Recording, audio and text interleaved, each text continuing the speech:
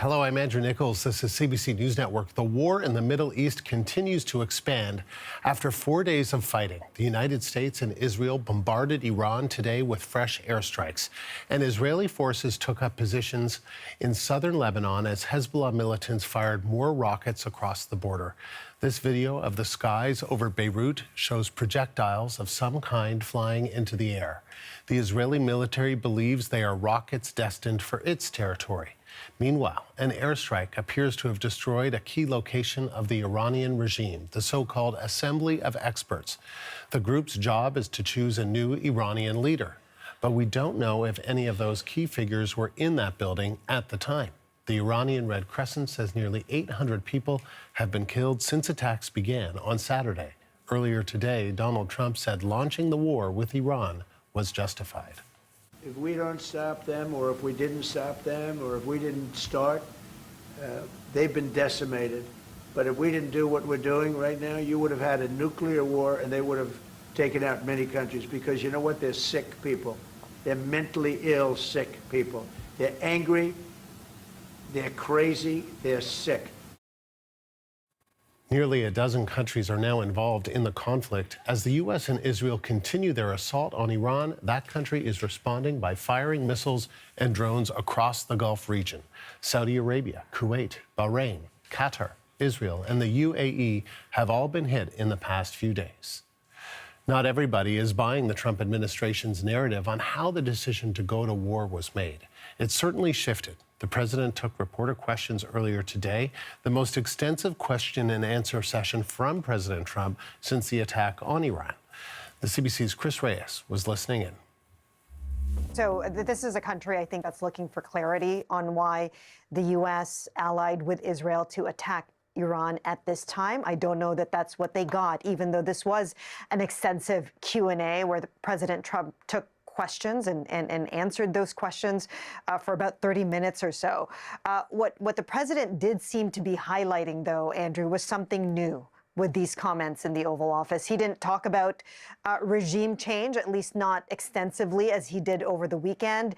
And he didn't speak to Iran's nuclear capabilities, as Vice President J.D. Vance talked about in a new interview, talking about this clearly defined objective from the Trump administration to ensure that Iran never develops a nuclear weapon and commits to never developing one in the future. Instead, he talked about what triggered his decision to attack Iran over the weekend. Here's what he said.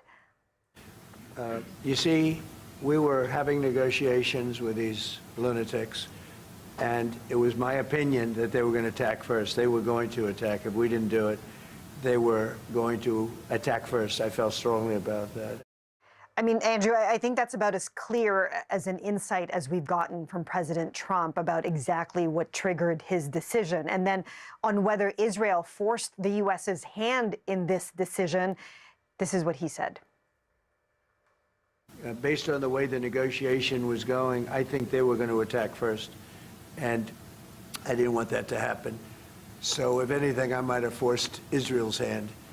But Israel was ready and we were ready, and we've had a very, very powerful impact, because virtually everything they have has been knocked out now.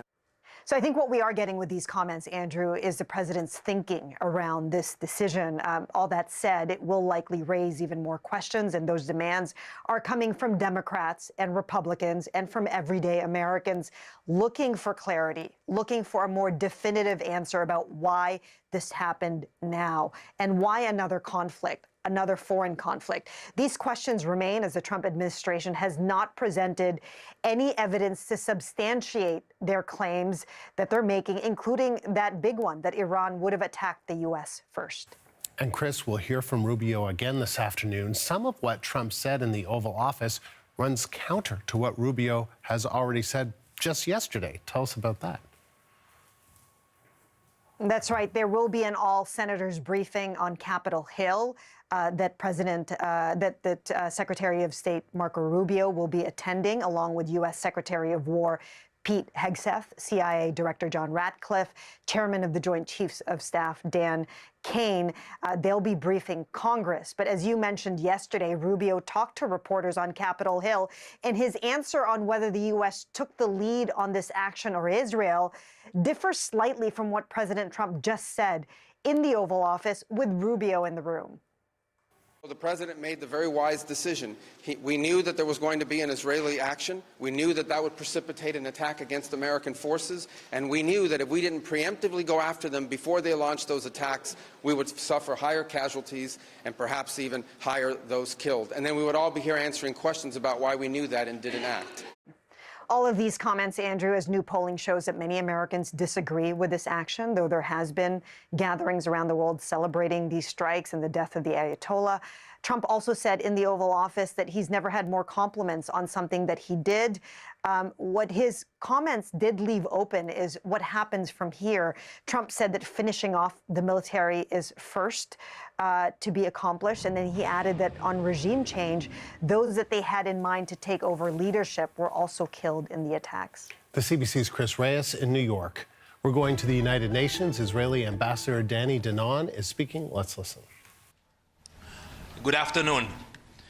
Yesterday, Hezbollah joined Iran and launched missiles and drones toward Israel, openly declaring they were avenging the deaths of Ayatollah Ali Khamenei. It showed the Iranian terror regime over the people of Lebanon. It opened fire on Israeli civilians. Israel responded with precise strikes on Hezbollah military targets, command centers, weapons storage sites, and senior operatives. More than a year has passed since the UN Security Council reaffirmed Resolution 1701. That resolution is very clear. Hezbollah must disarm and withdraw from southern Lebanon. More than a year later, it has done exactly the opposite. It has rebuilt, rearmed, and today we see them in the south of the Litani River. They should not be there. It's very clear. Its leaders openly say they will never disarm. So let there be no confusion. Rockets pointed at Israeli homes will not remain there. Terror on the border will not be allowed to stand. We will act decisively and we will finish the job. To the government of Lebanon, Prime Minister Nawaf Salam has said Hezbollah must disarm. He is absolutely right. But statements do not dismantle rockets. We all know declarations do not stop terror. Only action does. We expect the Lebanese government to restrain Hezbollah, take control, act now to prevent further escalation. To those who choose terror against Israel, understand this. We will find you. We will hunt you down, and we will eliminate you. Just look at our record. Yahya Sinwar from Hamas, eliminated. Hassan Nasrallah, the leader of Hezbollah, eliminated. Abu Hamza Rami, the commander of the Palestinian Islamic Jihad in Lebanon, only yesterday, eliminated. And at the very top, Ayatollah Ali Khamenei, the regime's supreme leader, eliminated. Earlier today, the IDF issued a direct message to any Iranian regime representatives still in Lebanon. Leave within 24 hours. There will be no safe place for you.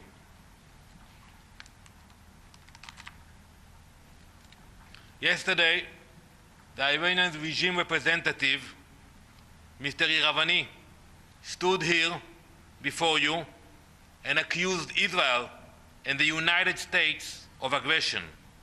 He spoke of lies and fabrications. He claimed Iran's nuclear program is exclusively peaceful. Can you believe it? So let me ask you directly, Mr. Iravani, if it is peaceful, why suspend IAEA monitoring? Why enrich uranium to levels far beyond civilian energy requires? Why build facilities deep underground? Peaceful programs do not hide. Peaceful programs do not pair enrichment with advanced ballistic missiles. Mr. Iravani, you had diplomatic options. You rejected them all. Mr. Iravani accuses Israel of aggression, but it is his regime that has struck a neighborhood in Bet Shemesh, killing 9 people, including 3 siblings. Israel, on the other hand, strikes military targets, command centers, missile launchers. His regime strikes innocent civilians, and that is the difference. We regret the loss of life of any civilian. Look what they are doing now, all across the region. No nation chooses this lightly, but there are moments in history when failing to act costs far more than acting. This is one of those moments. We are paying a high cost, but the threat does not stop at Israel. Look at this map. Look at the reach of their aggression. Hundreds of missiles and drones every day. Missiles launched toward the UAE, Bahrain, Oman, and many other countries. At least a dozen UN member states have been targeted, including Cyprus, a European country. This is not strategy. It is desperation. It is a regime lashing out like a rabid animal, dangerous to everyone around it. Now imagine for a moment that the same regime with nuclear warheads assembled onto those ballistic missiles. Imagine the danger not only to Israel, but to the entire world. That is why we acted. Every hour that passes, we further degrade their missile capabilities. So to the people in the region and to the people in Israel, we tell them, be patient. Give us some more time. It will not continue forever.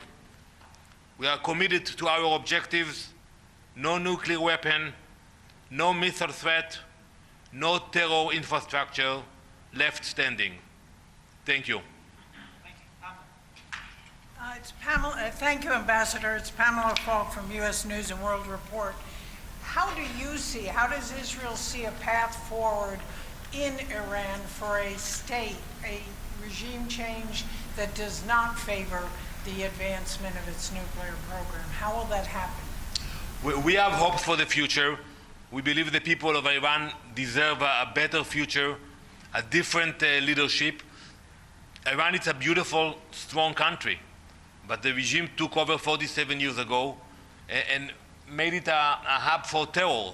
So I think it can happen. I think now we still have to continue. We attack many targets in Iran, joint operation with the US, and we thank the leadership of President Trump for doing that and taking the lead. And we will enable the people to move forward. So we will create the conditions for the Iranian people to build a better future. Does Israel have people on the ground? Well, I will not go into details, but we have followed very carefully what's happening in Iran. And we know it's not only Israel or the US or the West. There are millions of Iranian people, loyal, who wants to see change. Thank you. Ambassador, do you think that now that those Gulf countries are on the same side as Israel is in being attacked by Iran, do you think that that will push them further towards joining the Abraham Accord, more formalizing relations with Israel, etc.? I think in the long term, now we are in a war. And I see what's happening today in the UAE, and I have many friends, and I spoke with them in Bahrain, in many other countries. And now they are focused in defending their people. But I think in the future, after we will accomplish the mission, I think there will be an opening for advancing the Abraham Accords. I'm optimistic about it, Benny. Thank you, Ambassador. My name is Sinan Tunçdemir from the Amargi. According to claims and some news reports, the US and Israel have called on Kurdish forces to launch a ground operation against Iran. I wonder if you have any information or can you confirm that? Thank you. I will not go into those details, but I can tell you that there are a lot of brave people in Iran that live there, that deserve a better future. They were oppressed for generations, and now they have a chance. They have a chance and they should grab this chance. It's one in a lifetime for them to lead a change. Edith? Yeah. Thank you very much, Mr. Ambassador. How does Israel feel about reports that the United States is potentially in talks with Iran's president to stay in power? Would Israel support that? You just talked about hoping that the Iranian people will rise up and change the regime. Well, I'm not familiar with those kind of reports. You know, we got rid of Ayatollah Ali Khamenei, so he's not among us anymore. We got rid of the leadership and will continue to target the leadership of the regime. And I think there will be an opening. I cannot tell you when, but there will be an opening. We all know that at the end of the war, diplomacy will come into action.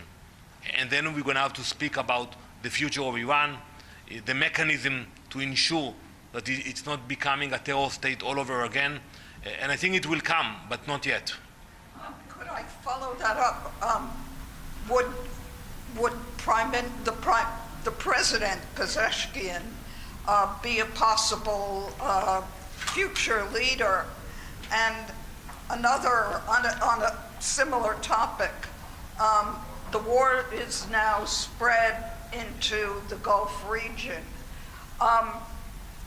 Did the United States and Israel underestimate the military ability to retaliate, their U.S. and Israeli intelligence? So first, regarding your first question, it's not up to us to decide who will lead Iran in the future. It's up to the Iranian people to decide and to elect their leadership. We knew it's not going to be an easy war. You know, we are aware of the abilities of the Iranian regime. You know, they spent billions of dollars on the infrastructure of terror, and we knew it's going to be a serious operation. It's not going to be over in 1 day or 1 week, but it will not last forever. We have superiority. Today we have control almost over all the airspace of Iran, and I'm sure we will be able to show that superiority in the next few days. Mr. Ambassador, this is Nama Abdullah with the Huda Media Network. Can you give us an assessment of Iran's military capability now, and for how many more days will they be able to attack neighboring countries, and will they be able to fire missiles, for example? So I think what we will see, that we were able to degrade their capabilities. You know, it's going to be harder for them to launch missiles, but we have to realize that they're prepared for that. You know, We're now going to take you live to listen to Secretary of State Marco Rubio. Start of this war, we have about 1,500 Americans that are requesting assistance with departure. We have identified and continue to identify charter flights, military flight options, and expanded commercial flight options, meaning working with the airlines to send bigger airplanes with more seats, and the combination of those three things. The impediment we're facing now, in many cases, we've had a couple instances in which we have planes in the air and on the way, and unfortunately the airspace gets closed and they have to turn back around, so we're working through those challenges. Here's the message I want to deliver Americans who are in the Middle East and in need of assistance. It is very important, and I ask this of the networks as well, it is important for you to please put both the website and the phone numbers on your screens, because we need people, we need to know where you are. We need to have contact information for Americans that need assistance. They have to register with us, because as these options begin to open up, and as they open up, we have to be able to call you, we have to be able to reach you, we have to be able to know where you're staying so we can get this information to you and coordinate appropriately. And it'll be a variety of methods: charter flights, military flights and transports, expanded commercial opportunities, and in some cases land routes that will allow them to go to neighboring countries who might have open airports at that point. So it's a lot of different things here that need to happen in order to move people, but it all starts by knowing that you're there. It all starts by knowing that where you are and how we can get a hold of you. So I'm asking the networks and all of the media outlets, please publicize the 2 phone numbers that we've put out, as well as the website, so people can contact us and register. We've had, thousands of people call already. As I said, we've identified almost 1,600 that are requesting assistance with departure, but we need you to please be able to identify that. As I came in, I also saw the media reports about Dubai's consulate. The last update I had with seconds before getting before these cameras was that a drone unfortunately struck a parking lot adjacent to the Chancellery building and then set off a fire in that place. All personnel are accounted for. As you're aware, we began drawing down personnel from our diplomatic facilities in advance of this. In the cases, for example, of Beirut, we basically drew down to bare bones, as well as in Baghdad and in Erbil and in a couple other posts as well. So we've been very fortunate, obviously, but our embassies and our diplomatic facilities are under direct attack from a terroristic regime. With an update, I will obviously refer you to the Department of War. Suffice it to say that our objectives remain as they've been identified from the beginning and by the President laid out clearly yesterday. Iran can never have a nuclear weapon, and we will now not allow Iran to hide behind the immunity of a massive short-term ballistic missile inventory or the ability to make them or launch them. And so CENTCOM, in a joint operations, is carrying out a systematic destruction of their missile belt, destruction of their launchers, and destruction of their ability to make these, as well as the destruction of their Navy. From what I've been told by the Department of War, everything is on or ahead of schedule and proceeding on these objectives. We have every confidence in the world that these objectives will be achieved. The last point I would make is, and I said this yesterday and I repeat, what's about to, you're about to see, we're going to unleash Chang on these people in the next few hours and days. You're going to really begin to perceive a change in the scope and in the intensity of these attacks as, frankly, the 2 most powerful air forces in the world take apart this terroristic regime and defang it and take away its ability to threaten its neighbors or hide behind a zone of immunity that allows them to develop their nuclear ambitions. This terroristic, radical, cleric-led regime cannot be ever allowed to have nuclear weapons. We saw what they were willing to do to their own people. They were willing to slaughter their own people in the streets. Imagine what they would do to us. Imagine what they would do to others. Under President Trump, that will never, ever happen. All right? Yesterday you talked about Israel. Mr. Secretary. Please, guys, I can't hear them all. Yes. Yesterday, you told us that Israel was going to strike Iran, and that's why we needed to get involved. Today, the president said that Iran was going to get. Yeah, your statement is false. So that's not what I was asked very specifically. Were you there yesterday? Yes, I asked a question. No, were you the one that? Because somebody asked me a question yesterday. Did we go in because of Israel? And I said, you were asking me that. You from that follow-up, and I said no.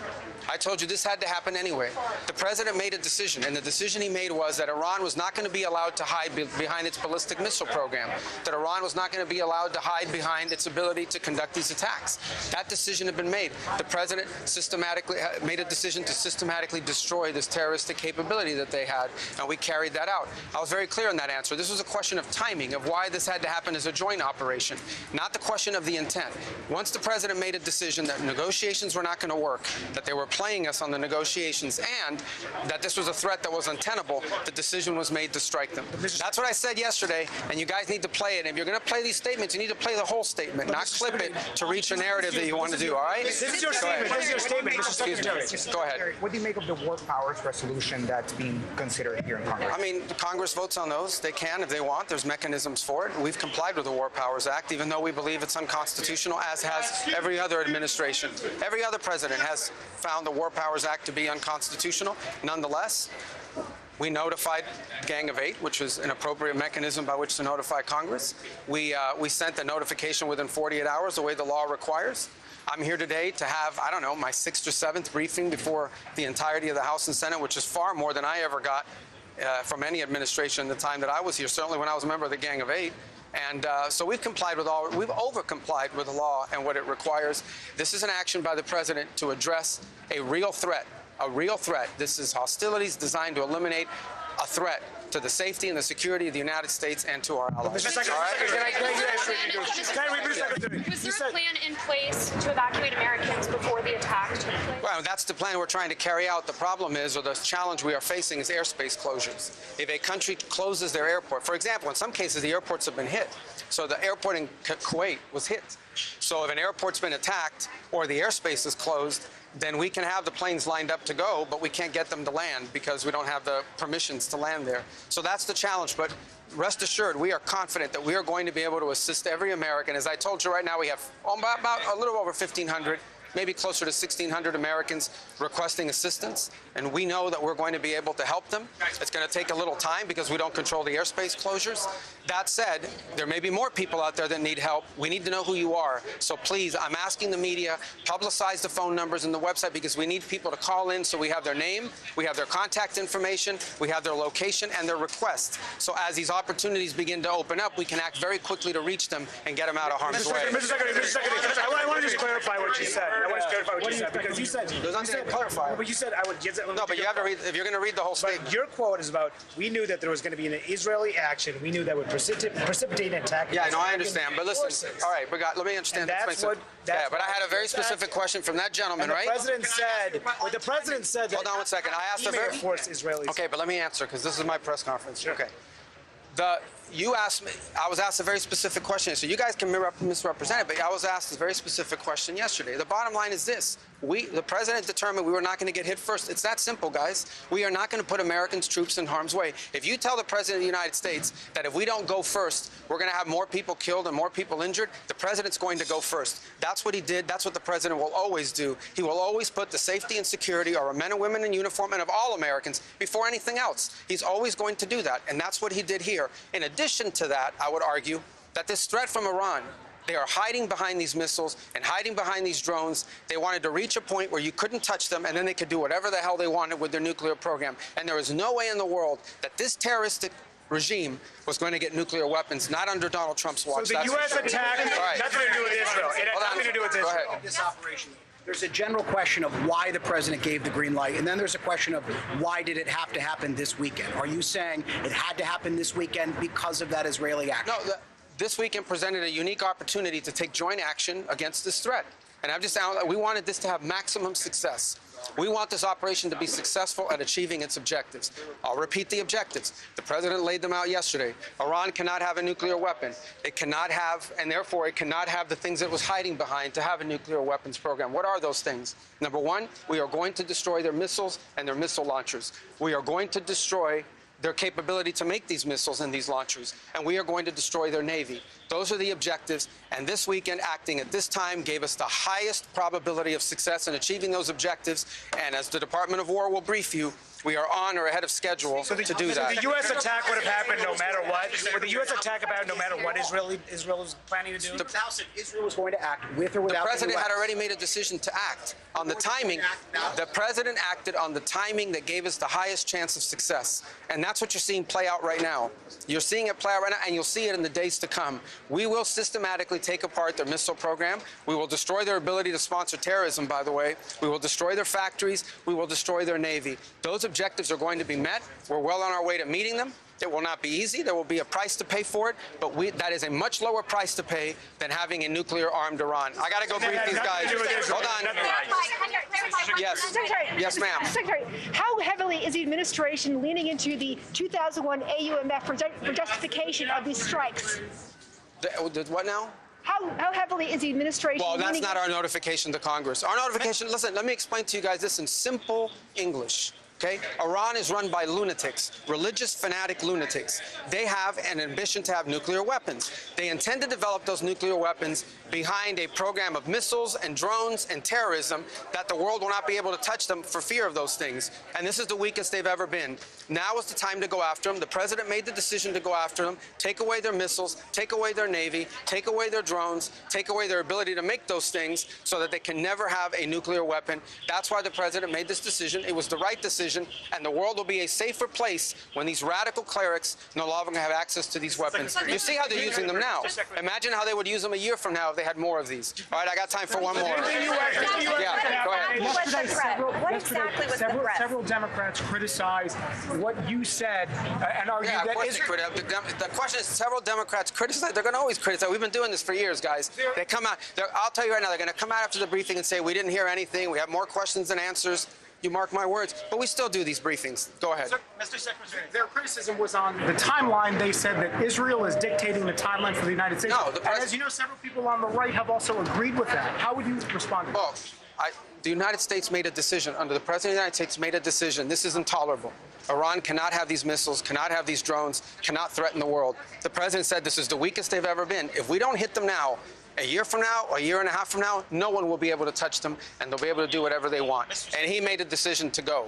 And he made a decision to go in a joint operation because they gave us the highest chance of success. And he made the decision to go first because he concluded that we were not going to get hit first. We were not going to absorb a blow from them. We were going to go first. He was not going to run the risk that they could attack us before we could hit them, because in addition to costing lives, it would undermine the effectiveness of our operation. All right, guys, I got to go. Thank you.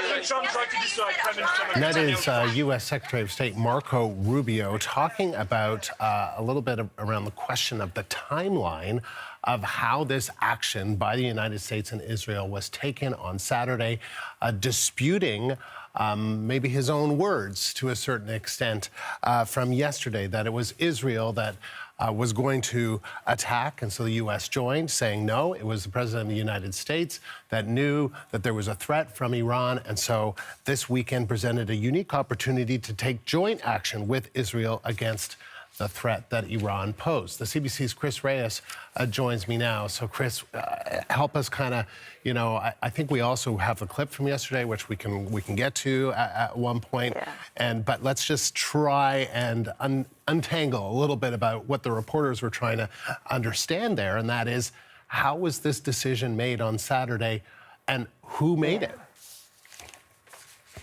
Yeah, I think the big exclamation mark with these comments from Secretary of State Marco Rubio, Andrew, is that they are standing their ground on the clarity of the objective of this attack.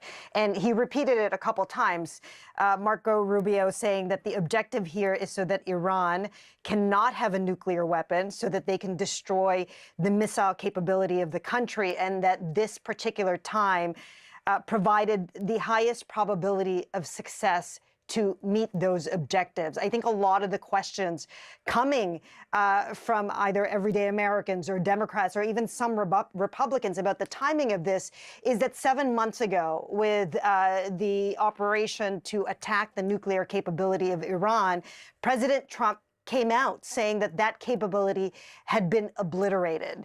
And with this action, there's a lot of questions about what this accomplished that that mission did not accomplish. The Israeli ambassador to the UN was just downstairs speaking to the press, and I even asked him about that, whether they had any information of any kind of imminent attack coming from Iran that triggered this particular action this weekend. So that was not answered by the Secretary of State, Marco Rubio, with these questions, but obviously he's swimming in those kinds of questions, looking for clarity. And so what he wasn't able to do with these comments is sort of to connect what this mission accomplished that the operation back in June didn't accomplish, to connect those two things, because that is what you're hearing, especially from Democratic lawmakers who have described some of the reasoning around this to be murky or shifting. And he stood his ground in trying to defend that. And then in his earlier comments, just really went through some of the logistics of trying to get Americans out of the region and making sure that they have the right information. But I think in talking about some of those details, the main question about why now and why this particular action, and whether they had any evidence of an imminent attack from Iran, those questions are still out there. And Chris, just for full transparency, because, there was a lot of reporters trying to get a sense, was it Israel that forced your hand, or was it, and this because of what you said yesterday, we heard from Donald Trump to say, no, if anything, it was the opposite. It was that the U.S. was going to take action and Israel kind of joined in. I just want to play the clip from yesterday of what Marco Rubio had to say, and we can just talk about it quickly. The President made the very wise decision. We knew that there was going to be an Israeli action. We knew that that would precipitate an attack against American forces. And we knew that if we didn't preemptively go after them before they launched those attacks, we would suffer higher casualties and perhaps even higher those killed. And then we would all be here answering questions about why we knew that and didn't act. So, Chris, that is what the reporters were trying to kind of get at. They said it doesn't... it's hard to kind of square the comments you made yesterday with what Trump said today and now what you're saying just live on the air just a couple of minutes ago. Mm-hmm.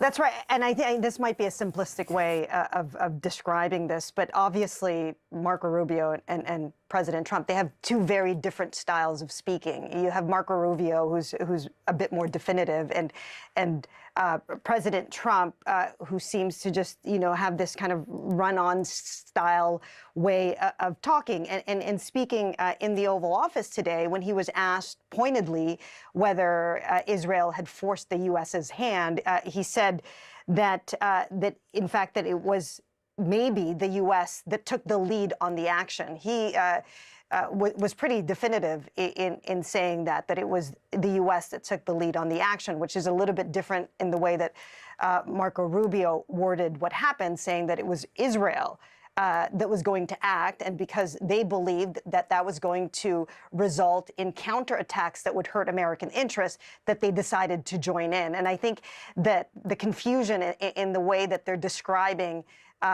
what led to the decision-making is what's causing a lot of these questions to be raised. Chris, thank you. The CBC's Chris Reyes live in New York. Fighting continues today between Israel and Hezbollah, shattering a months-old ceasefire. Israeli forces are operating in southern Lebanon. The IDF says its soldiers are there to defend Israeli civilians from Hezbollah attacks. The CBC's Crystal Gumansing joins me live from northern Israel near the border with Lebanon. And Crystal, what's happening there today? Well, Andrew, just as you were introducing me, we heard one of those low thuds that is associated with an interception here in northern Israel. And it's the protection of these sort of communities that Israeli officials are using as the rationale for sending troops in across the border into Lebanon. Now, again, for the second day in a row, Israel is accusing Hezbollah, the Iranian proxy, of targeting Israel with projectiles. Now, Hezbollah traditionally has used rockets as well as drones. We have there again, we have another thud going over. Officials are saying that they are trying to eliminate these threats that are coming from Hezbollah. And so they sent in troops to take over or retake 5 positions in Lebanon, mostly along the southern border of Lebanon, as a defensive positioning to get ready should they need to act further. Now, in addition to sending troops across the border into Lebanon, they have also been launching strikes throughout the day. We are told that more than 160 Hezbollah targets have been hit. Those strikes included a strike in the capital in Beirut. Israelis are saying they are taking out locations known to be associated with Hezbollah. We heard from Israeli Prime Minister, Benjamin Netanyahu, who said that Hezbollah is pulling the Lebanese government and the people of Lebanon into a war that is not theirs. But with that, he vowed to hit Hezbollah strong, saying those strikes are strong and are happening now, and that they will only intensify. With these operations across the border from where I am right now, they are also telling people to leave those southern communities. That is causing widespread displacement. Once again, people are going and seeking shelter in schools, in the capital, wherever they can. And this idea of yet another front opening up and becoming more active is going to continue. We heard from Israeli officials saying that this is not the core military operation that is against Iran, but this parallel operation is needed in order to not only protect Israel in general, but protect the people in these northern communities. Andrew.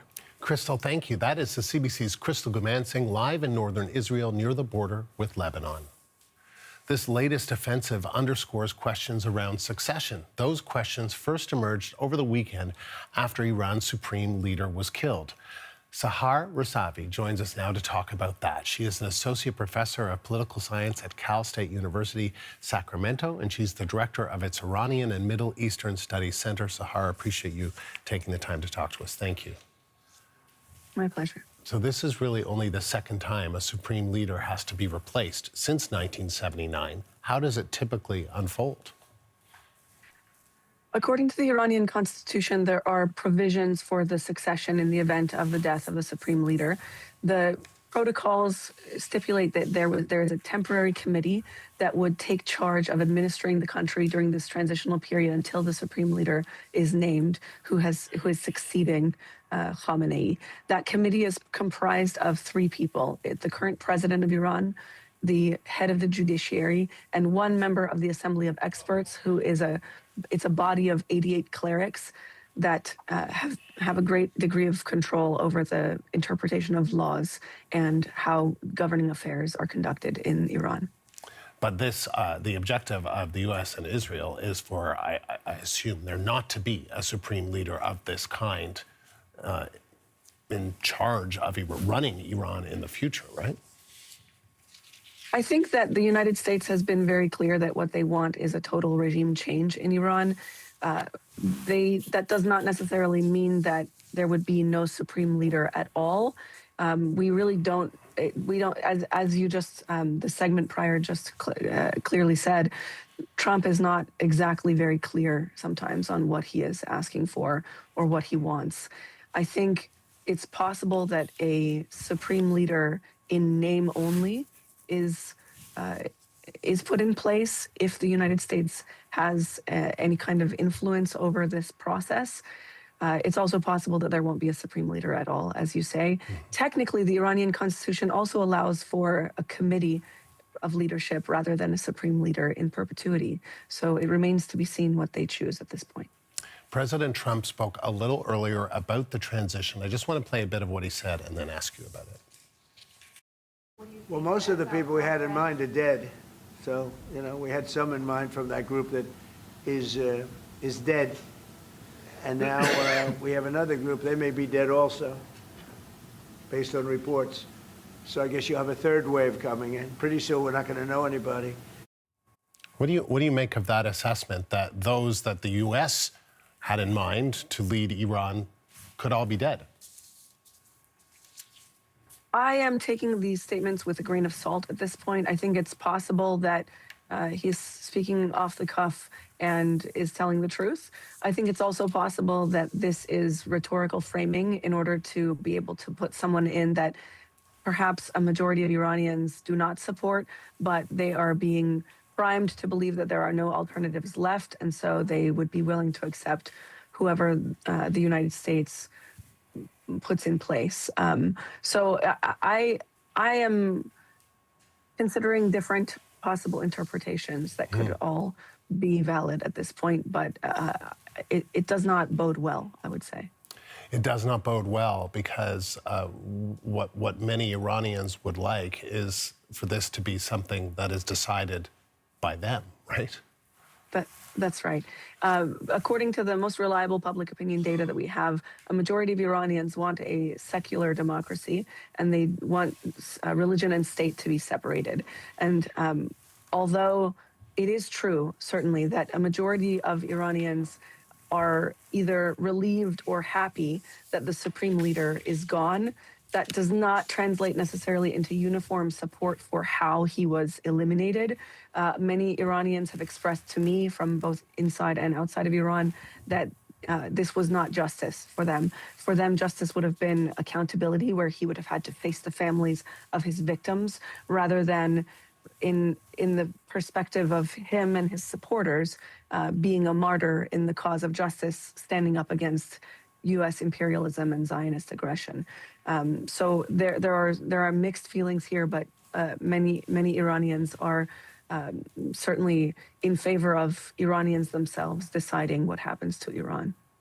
Do you think that Trump supports the idea of Iranians choosing themselves some form of secular democracy? And how much does that matter? Sorry. Yeah, no, that's okay. I think when we look at the history of U.S. involvement in the region, a clear pattern emerges that the will of the people is much less important to the United States than U.S. foreign policy objectives in the region. And so to the extent that Iranian people's interests and U.S. foreign policy interests may converge, then he may pay lip service to what people want. But I don't think that there's any evidence that Donald Trump himself or his administration are primarily concerned with giving space for Iranians to decide what is best for themselves. So with that frame in mind, are you hopeful that Iranians will, in fact, be the ones to be able to choose the form of secular democracy, of representation that they want, regardless of what the Trump administration wants?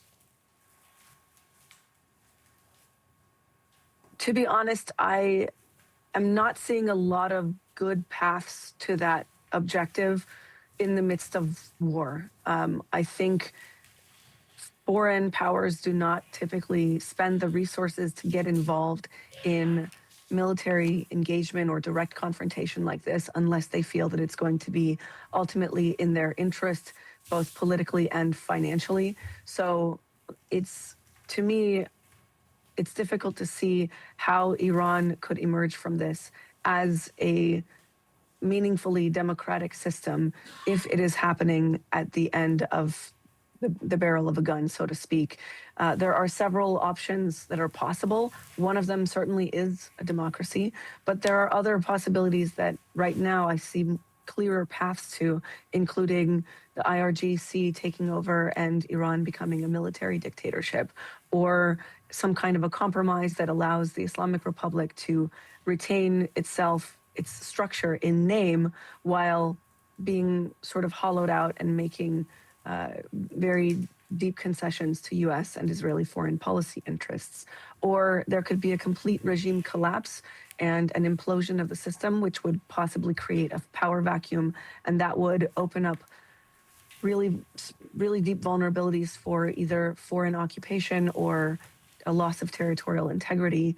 There are a lot of different possibilities, and certainly democracy is one of them, but it's difficult to see a clear path to that at this point. That could change, of course. Sahar, thank you. Sahar Razavi of Cal State University in Sacramento.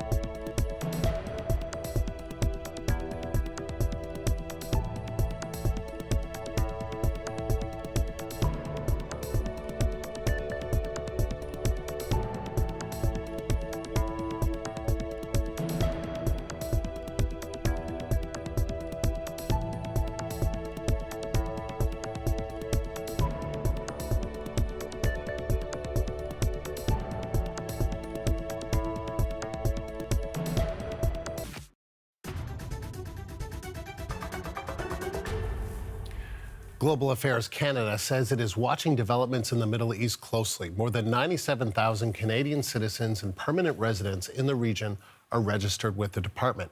You can see on this board there are well over 20,000 in both the United Arab Emirates and Lebanon.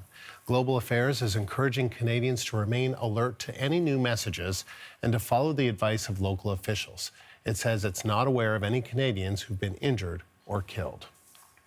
Prime Minister Mark Carney is in Australia in the middle of his latest trade mission. His trip started before the war began, and while he has been away, his cabinet has been at the forefront for questions around Canada's role in this conflict. For more on what they're saying, I'm joined live by the CBC Rafi Boudjikanian in Ottawa. So what have cabinet ministers been saying, Rafi? Andrew, many Western countries are starting to talk about how to get their citizens out of the Middle East, whether that's from Iran or surrounding countries, and Canada is no exception. So Foreign Affairs Minister Anita Anand, fresh back to Canada from the India leg of that international trip you were talking about. She was at a fireside chat in Toronto this afternoon, and she had this to say on the matter of getting Canadians out. Our top priority right now is the 100,000 Canadians that are in the region. And I was on the phone with foreign ministers of Gulf countries and Middle East countries all weekend. This is in between the meetings, making sure that there are possibilities for Canadians to have supports in those countries, including Oman this morning, who they still have, or had at the time of my conversation with the foreign minister, have airspace that is still viable. And so I requested use of that airspace if necessary for Canadian citizens to get out. I'll note the if necessary caveat there. It's not clear to me that repatriation flights will absolutely be happening, but it looks like Global Affairs is starting to explore those options. Something else to note is 100,000 Canadians, or the 97,000 you were mentioning in the intro, that could be an underestimate, because that number relies on Canadians calling their embassies in the countries they're in, if embassies exist, or getting in touch with Global Affairs through other means and registering their presence. If they don't do that, then Canada cannot know they're there and would like to perhaps get out of where they are as these tensions escalate. And the Energy Minister also spoke today. What did he say? Timothy Hodgson was at the Prospectors and Developers Association of Canada conference in Toronto as well, and he kind of repeated what he had told our colleague David Thurton earlier yesterday, suggesting that the tensions in the Middle East are making people curious about Canada's energy capacity and turning international eyes toward this country to fill their current needs. What it absolutely means for our position in the world as an energy and natural resources superpower is we are even more important today than we were before the weekend.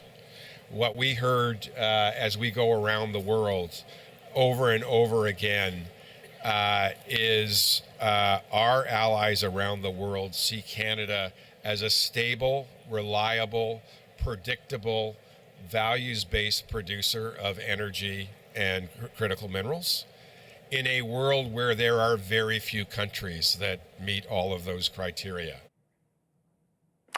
I did follow up with the minister's office and asked which countries he was talking about, and they said they cannot disclose that information. I'll note that in other parts of that media availability, the minister was speaking about how all G7 countries have been investing into Canada, and also said most of Canada's NATO allies have been doing that as well. But those are numbers that, that was happening before the weekend's events. Rafi, thank you. That is the CBC's Rafi Boudjikanian in Ottawa. You're looking live at Washington. Senators are being briefed this afternoon by Secretary of State Marco Rubio on Operation Epic Fury, the mission that carried out strikes on Iran on Saturday. We heard from Rubio earlier this hour saying 1,500 or so Americans are requesting assistance evacuating from affected countries in this war, and doubling down on the assertion made by Trump this morning that the United States brought Israel into this mission. You also saw on the side of your screen there that the Prime Minister is in Australia. We are expecting him to speak to reporters at 4:35 p.m. Eastern. We'll bring that to you live.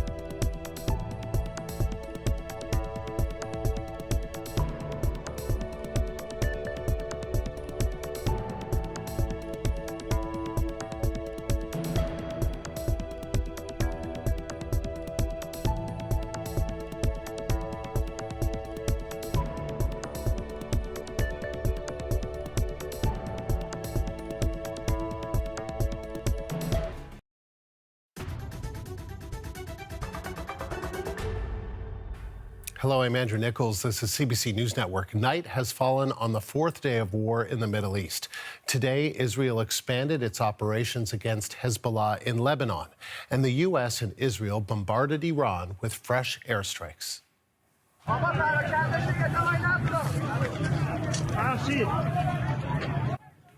This is a flattened building in the Iranian city of Qom. It housed Iran's so-called Assembly of Experts, the group tasked with selecting a new leader. But we don't know if any of those key figures were in that building at the time.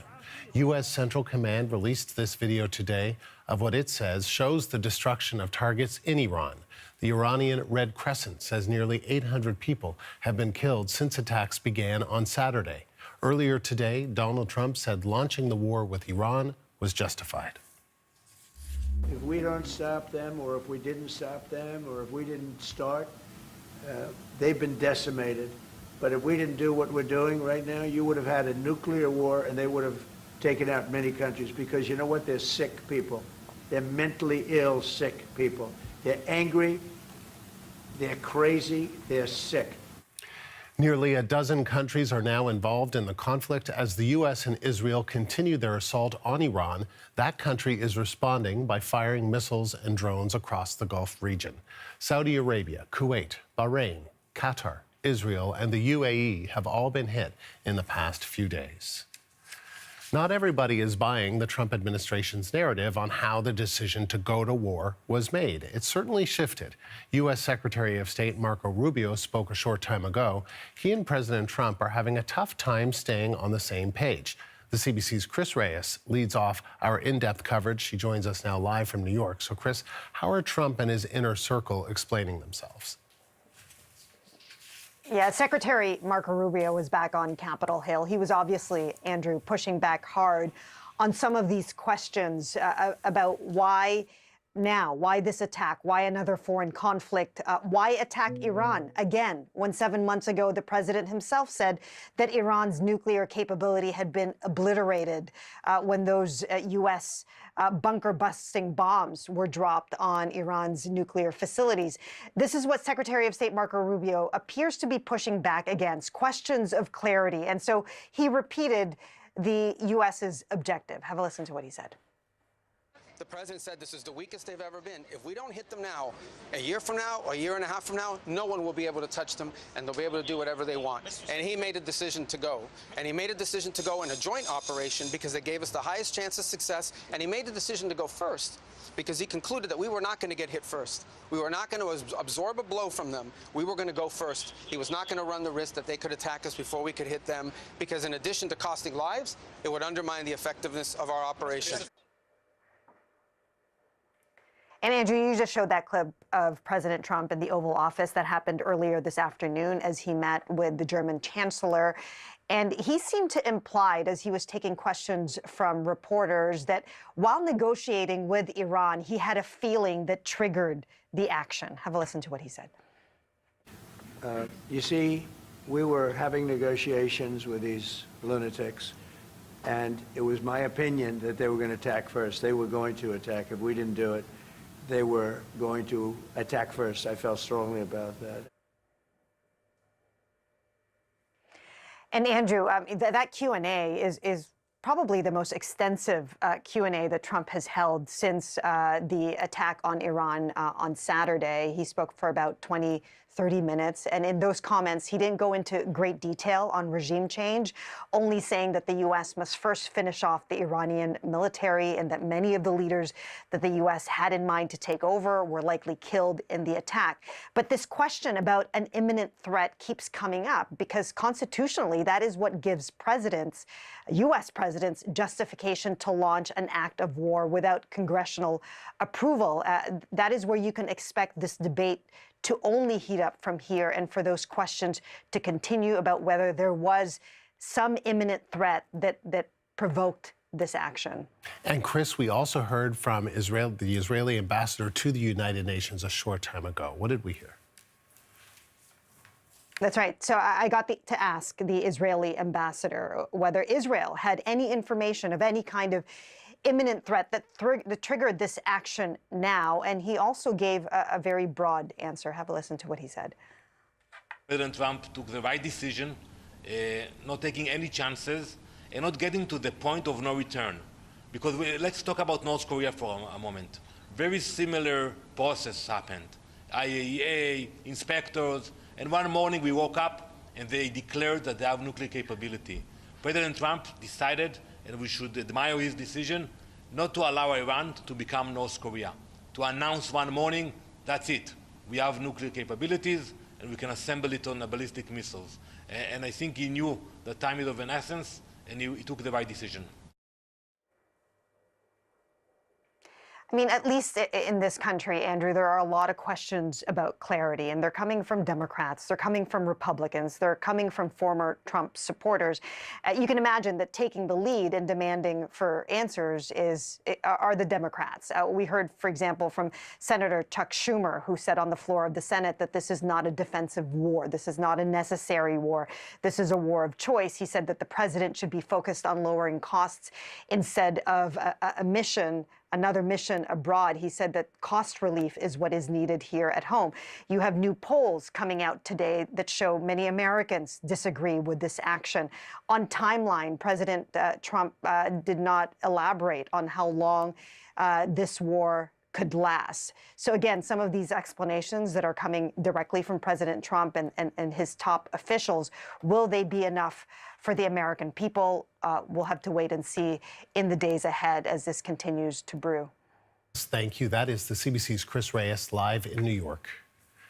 Iran is targeting more countries as it responds to the U.S. and Israeli bombardment. The latest is Saudi Arabia. The CBC's Megan Williams is in Dubai with that part of the story. Well, Andrew, I can tell you just in the past couple of hours, there have been the sound of a lot of war jets overhead, as well as a huge boom a couple of hours ago around 8:30 Dubai time. The Dubai media office said that was from an interception by aerial defense. And as you say, yes, these attacks are across Gulf countries. Yesterday, there was the liquefied gas the attack on the refinery in Qatar, as well as the attack against the oil refinery, the massive oil refinery in Saudi Arabia. Today, the targets moved to diplomatic ones when the Saudi Arabian embassy, both in Kuwait, a compound there, as well as an embassy in Riyadh, the capital or the city in Saudi Arabia, was hit. So we're seeing a range of targets, hundreds of missiles, hundreds of drones sent by Iran to all of the Gulf states. Here in Dubai, both airports have been hit, luxury hotels, an Amazon data center.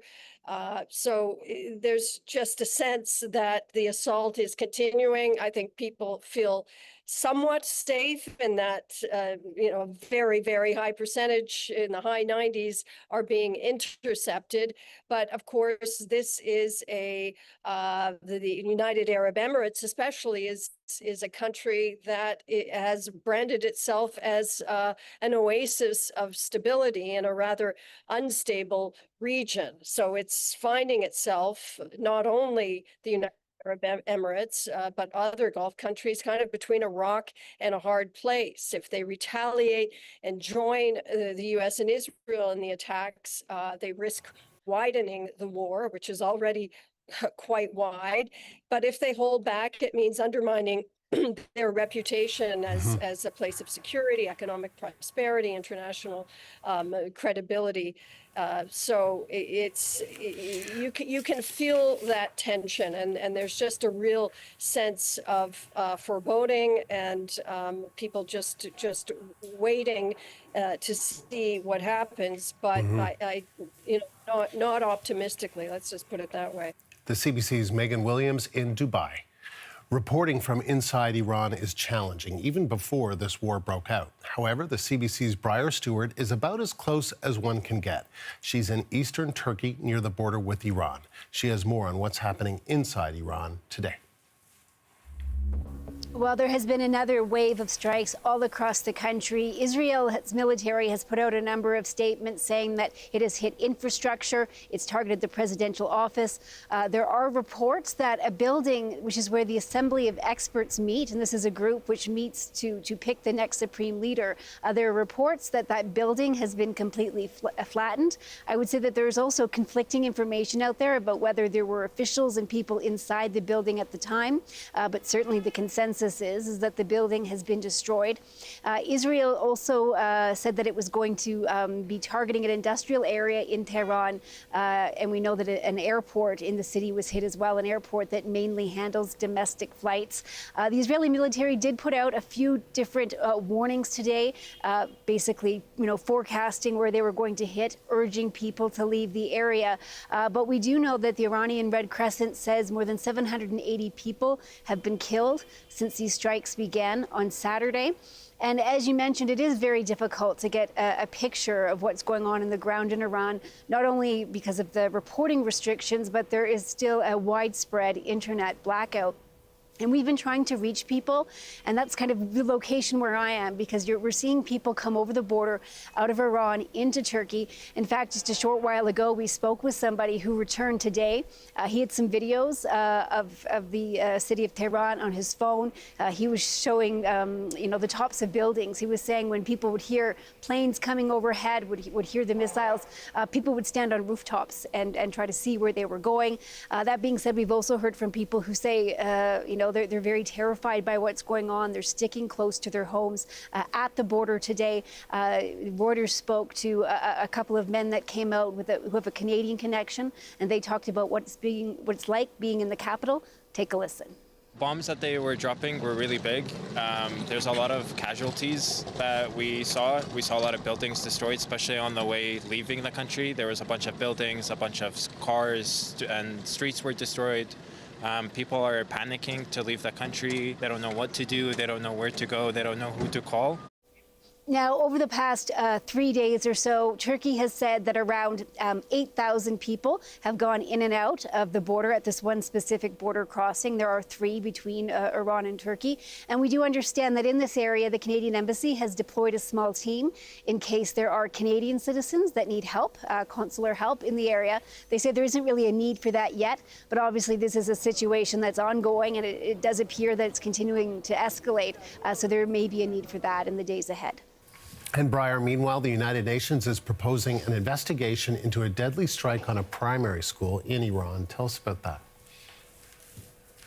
Yeah, and this was a strike that happened on Saturday, so really in the early hours of these military operations. And the strike hit a school in Manab. It's in southern Tehran, quite close to the Strait of Hormuz. It was a primary school. And I can tell you today, the Iranian state broadcasters were airing footage of a very large funeral procession, a huge crowd gathered, and small coffins being, passed between people. And the United States Secretary of State Marco Rubio has said that the U.S. would never deliberately target a school, but there's been very little information else about that. And that's why the UN High Commissioner for Human Rights, their office is calling for an investigation. Take a listen. The High Commissioner calls for a prompt, impartial, and thorough investigation into the circumstances of the attack. The onus is on the forces that carried out the attack to investigate it. We call on them to make public the findings and to ensure accountability and redress for the victims. If attacks are found to be directed against civilians or civilian objects or indiscriminate attacks, they are serious violations of international humanitarian law and may amount to war crimes. On this specific incident, we don't have enough information to make a factual determination of what happened. And there's no indication yet whether there is this investigation going on and whether, if there is one, those results will be made public at the end. But I should also mention that in addition to that school, there have been reports of other schools suffering damage and hospitals as well. The CBC's Breyer Stewart in eastern Turkey near the border with Iran. Canada's embassy in Israel has issued travel guidance for Canadians wanting to leave the country. In an online post, it says, Given the situation in the region, sheltering in place may be your safest option. If you wish to leave, make sure you can do so safely. The embassy says the Israeli Ministry of Tourism is operating buses to a border crossing with Egypt that's open 24/7. The embassy goes on to say it cannot make any recommendation about the buses. It says this is shared as an option to consider for those wishing to leave. To be added to the passenger list for a shuttle, you must register via the ministry's evacuation form. That's the registration site that's at the top of your screen now. The embassy goes on to say it remains unclear when Ben Gurion Airport will reopen. Once it does, flights are expected to be limited. Register with us to receive updates on the situation and exit options. That registration site is also on your screen. Global Affairs Canada says it's watching developments closely. More than 97,000 Canadian citizens and permanent residents in the Middle East are registered with the department. You can see on this board there are well over 20,000 in both the United Arab Emirates and Lebanon. Global Affairs is encouraging Canadians to remain alert to any new messages and to follow the advice of local officials. It says it's not aware of any Canadians who've been injured or killed. Prime Minister Mark Carney is in Australia in the middle of his latest trade mission. His trip started before the war began, and while he's been away, his cabinet has been at the forefront for questions around Canada's role in this conflict. The CBC's Rafi Boudjikanian is in Ottawa with more on what the ministers have been saying. Andrew, many Western countries are starting to talk about how to get their citizens out of the Middle East, whether that's from Iran or surrounding countries, and Canada is no exception. So Foreign Affairs Minister Anita Anand, fresh back to Canada from the India leg of that international trip you were talking about. She was at a fireside chat in Toronto this afternoon, and she had this to say on the matter of getting Canadians out. Our top priority right now is the 100,000 Canadians that are in the region.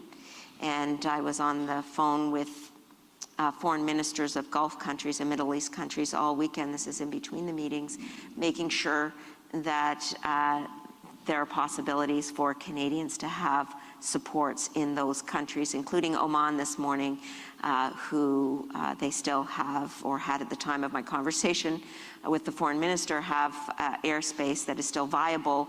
And so I requested use of that airspace if necessary for Canadian citizens to get out. I'll note the if necessary caveat there. It's not clear to me that repatriation flights will absolutely be happening, but it looks like Global Affairs is starting to explore those options. Something else to note is 100,000 Canadians, or the 97,000 you were mentioning in the intro, that could be an underestimate, because that number relies on Canadians calling their embassies in the countries they're in, if embassies exist, or getting in touch with Global Affairs through other means and registering their presence. If they don't do that, then Canada cannot know they're there and would like to perhaps get out of where they are as these tensions escalate. And the Energy Minister also spoke today. What did he say?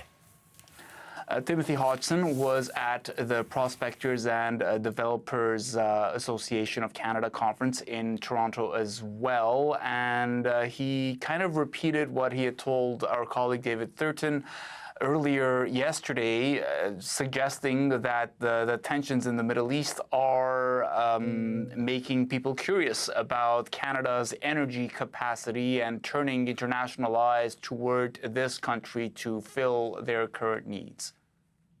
What it absolutely means for our position in the world as an energy and natural resources superpower is we are even more important today than we were before the weekend. What we heard as we go around the world over and over again is our allies around the world see Canada as a stable, reliable, predictable, values-based producer of energy and critical minerals in a world where there are very few countries that meet all of those criteria.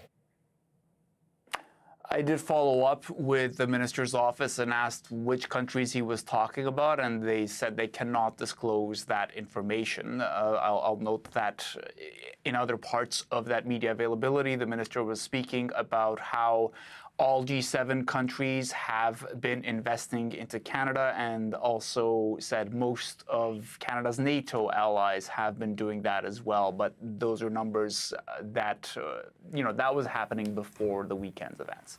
The CBC's Rafi Boudjikanian in Ottawa, and we're expecting to hear from the Prime Minister this hour. Mark Carney will be taking questions for the first time since the Iran conflict began. We will bring you his comments live as soon as he begins. It's expected to happen at 4:35 p.m. Eastern in about 15 minutes from now.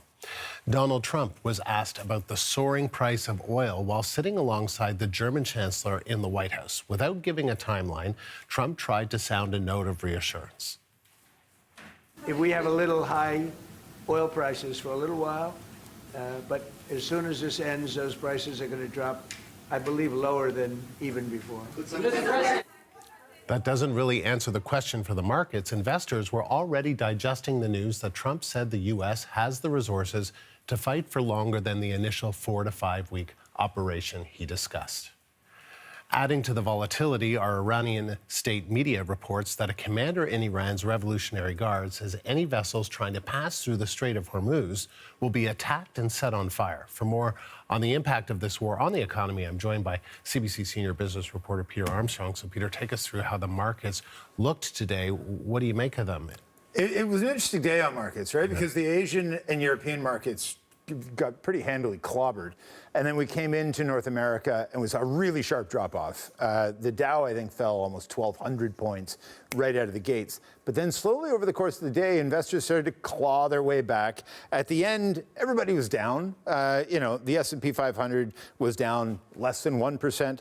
The Dow was down 0.8%, down 400 points. The TSX was one of the hardest hit in the region, 765 points, down 2.2%.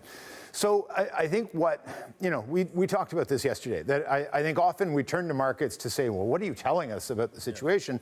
I think markets are putting the question back to us and saying, well, we don't know what the situation is. And until we do, we can't get a proper beat on it. But for every hour, for every day this goes on, without a clear certainty of how we expect this broader speaking conflict to unfold and find some kind of a resolution, I think it'll be harder and harder for markets to underreact. You look at, Donald Trump was talking about the price of oil. WTI, the main North American benchmark, is 74, which is up considerably. Brent, the main global one, is up at 81. And even that is understating what it could be. If energy markets believe this is something that's going to go on for weeks or months, I think those numbers are set to rise considerably from there. So we're still watching, I think, is the short answer to all of that. And this all seems to be predicated around oil and gas price concerns. Is it a supply issue or just signs of what's ahead?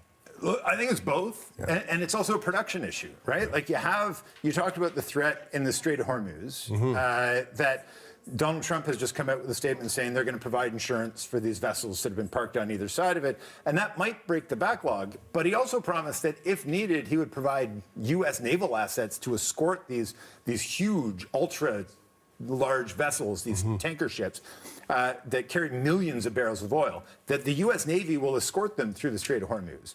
Which sounds good, but it also exposes these billion-dollar vessels to the potential for swarm drone attacks, for anti-ship cruise missiles. That could open up a whole new front on this. So it will be really... And the personnel on both the escort ships as well as the... Of course, right? And it just sort of the risk envelope, as they call it, just keeps expanding. And as you go about doing that, the other thing, and we've talked about this, that the amount of production that is, they just grind out millions of barrels a day and put them onto those tankers and ship them out into the world. Well, the Strait of Hormuz is closed. They haven't been able to ship them anywhere, and they're running out of places to put it. All the tankers that are there are getting filled up. All the storage capacity on shore is getting filled up, and eventually they're going to have to start scaling back. That's going to drive up the price of oil even further, which is going to lead to a rise in gas prices and heating costs and everything else. So the easiest days of this were kind of days 1, 2, and 3. We're through that now. It only gets more complicated from here. All right, Peter, thank you. CBC senior business reporter Peter Armstrong.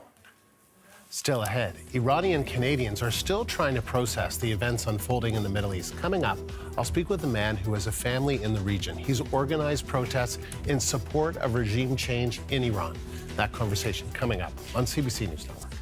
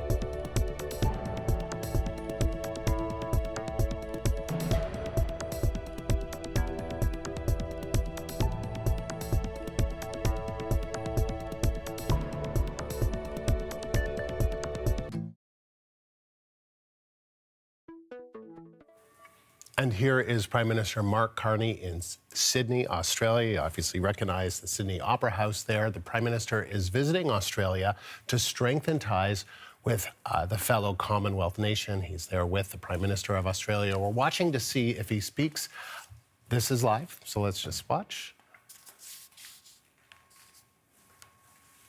If he speaks about the ongoing war in the Middle East, we will take you there live if that happens. Our top story. A new front is opening up in the U.S. and Israeli war with Iran. Israeli airstrikes today are targeting command centers and weapon storage compounds in Lebanon belonging to the Iran-backed militant group Hezbollah. Additional Israeli troops are also now inside southern Lebanon in a new ground incursion. Meanwhile, in Tehran, strikes have hit the regime's leadership complex, which includes the presidential offices and the Supreme National Security Council.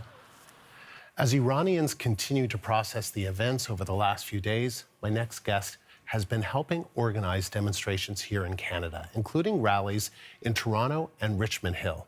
Joining me now is Canadian-Iranian Kiarash Kian, and thank you so much for coming in and talking to us today. Thank you for having me, Andrew. How are you? What have the last few days been like for you? How are you feeling right now about what's been happening? A whole mix of emotions, but mostly euphoria. We Iranians have been calling for this and have been waiting for this event for a very long time. And it's unfortunate that it has to come to this because, of course, I mean, this current iteration of our fight for freedom isn't new. We've had multiple series of demonstrations throughout the past 47 years of the existence of the Islamic Republic in an attempt to get rid of this regime. And every time innocent people without arms go out into the streets to fight for their most basic human rights, and they're met with bullets. So now that we see that the world, for the first time, instead of just providing lip service, has actually done something, we are, despite being upset that our country has come to this point, but we are happy that we are the closest we've ever been to getting rid of this tyrannical, kleptocratic, despotic regime. And do you feel that the end is near, that this regime is going to fall? Well, we're certainly more hopeful than we've ever been because the regime is at the weakest point ever in its entire history. And we have a genuine chance this time to be rid of them once and for all. What do you think that will take? Well, great question. The Iranians have demonstrated a great amount of unity. We have the person of Crown Prince Reza Pahlavi as the transitional leader, and him and his team have a plan, the Iran Prosperity Project, where they've outlined their goal for the first 100 to 180 day an emergency plan, and then for the first 5 years of how to get Iran back on its feet. And the ultimate goal, of course, is to reach a liberal democratic order. And now Iranians will decide in the future if they want to go back to a constitutional monarchy or if they would prefer a republic. But this is where we are at this point, and we are united, and this is very, for the first time, hopeful. You know, we're in a hopeful situation. And you have family back in Iran, right? I mean, have you been able to communicate with them? Do you have any sense of how they're doing with what's happening over the last few days? Well, as you know, unfortunately, they've shut down the internet once again, as always, whenever something happens in Iran, this is the first thing that they do. However, now some family members of myself and some friends that I know have had access to their families, because some people have Starlink access via internet. The regime tries its best to suppress that as well with military jammers, but at the end of the day, we are getting some footage, some messages from inside of Iran, and I can tell you that the sentiment is shared both in the diaspora and inside of Iran, because people were waiting for it. People were getting desperate near the end because, like you know, at the Crown Prince's calling on the 8th and 9th of January, people came out in the millions, and President Donald Trump also gave a promise that he would act. So people were very hopeful, and they came, and unfortunately were met with live rounds, and you know, tens of thousands of my compatriots unfortunately lost their lives.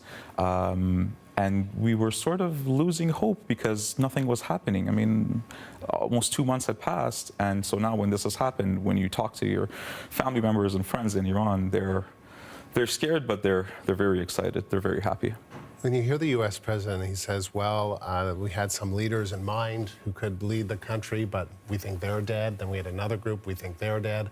I mean, I don't know how important is what he says or what he may want or may not want. Is it all that important? I'm sorry, we have to interrupt you. Here is Prime Minister Mark Carney in Australia. Vance, I'd like to address 3 points in particular. First, the evolving situation in the Middle East. Secondly, I'll touch briefly on our meetings in India. And then finally, the work ahead here over the next 48 hours in Australia. And I would like to maybe observe right at the start already, thank Prime Minister Albanese and the Australian people for the warm welcome and affording us so much time for important discussions. Okay, to turn to the situation in the Middle East, and I'll begin in French. Le Canada considère depuis longtemps l'Iran comme la source principale d'instabilité et de terreur au Moyen-Orient. Le régime et ses mandataires ont assassiné plusieurs de civils canadiens et causé d'immenses souffrances à des millions de personnes au Moyen-Orient et ailleurs. Après plus de 20 ans de négociations et d'efforts diplomatiques, l'Iran n'a toujours pas démantelé son programme nucléaire ni mis fin à ses activités d'enrichissement.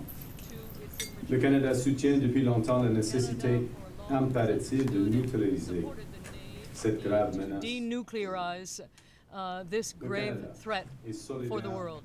Canada stands in solidarity with the Iranian people during its long and courageous struggle against this oppressive regime. That is why we support all efforts intended to prevent Iran from acquiring nuclear weapons and prevent that regime from continuing to threaten international peace and security.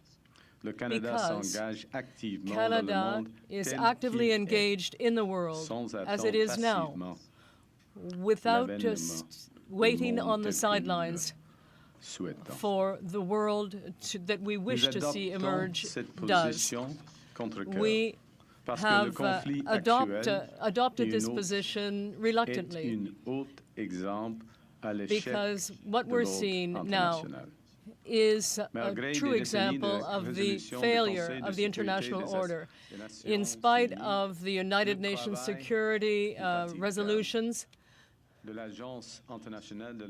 and the work done by the Atomic Energy Agency and a succession of sanctions and diplomatic resolutions, the nuclear threat from Iran remains.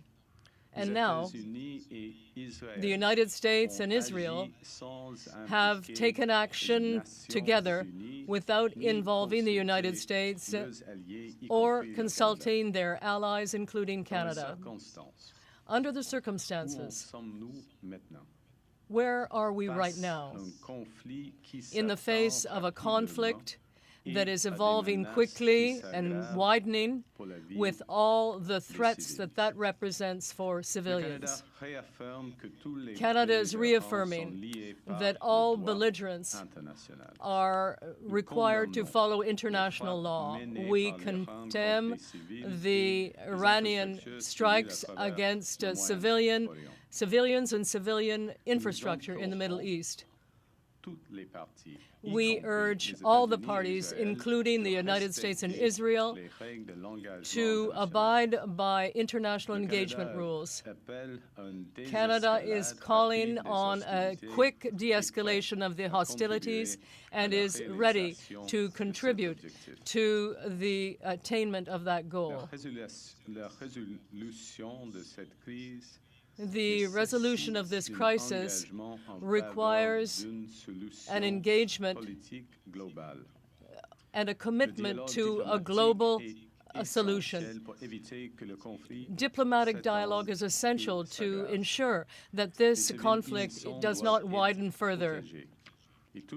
Innocent people must be protected, and all the parties must commit to reach a sustainable agreement to put an end to nuclear proliferation and terrorist extremism.